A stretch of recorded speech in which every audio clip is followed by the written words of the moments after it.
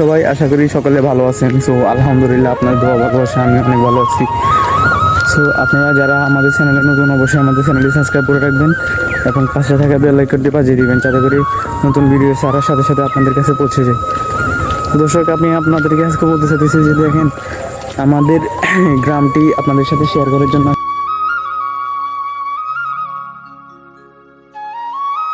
আমাদের গ্রামটি কত সুন্দর।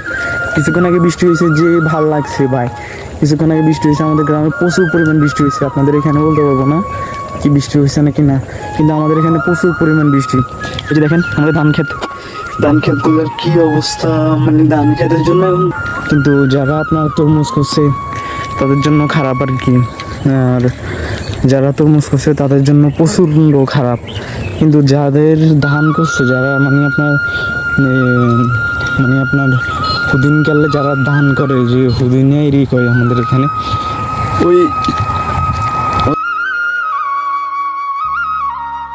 ধানের জন্য অনেক ভালো হয়েছে, অনেক ভালো হয়েছে। কিন্তু আপনার যারা বর্ষাকালে তরমুজ করছে যারা তরমুজের জন্য প্রচণ্ড ধরা খাইছে, মানে প্রচণ্ড।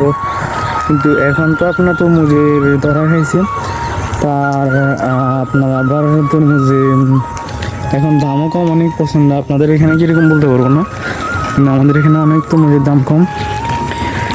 যে একটা ভ্যান গাড়ি আসতেছে, যে একটা গাড়ি,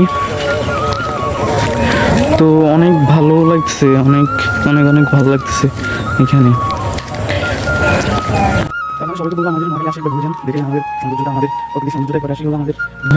সবাই ঘুরে যাবেন, সবাই দেখে যাবেন, কারণ অনেক সুন্দর জায়গা আছে, অনেক পর্যটক আছে আমাদের এখানে।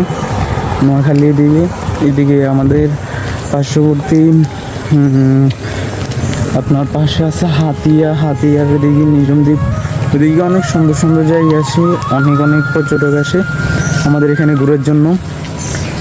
আপনারাও আসবেন, অবশ্যই ভালো লাগবে।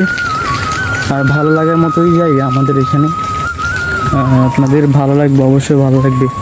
আপনারা আসবেন, ঘুরে যাবেন, দেখে মন শান্তি হয়ে যাবে।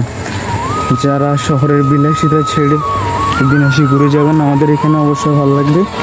অবশ্যই আপনারা অনেক শান্তি পাবেন এবং মজা পাবেন। ঠিক আছে, আসি অবশ্যই ঘুরে যাবেন। এই যে কত সুন্দর জায়গা আমাদের এখানে, রাস্তাগুলো কত মন মুগ্ধকর, মানে প্রাকৃতিক এক ছোঁয়া।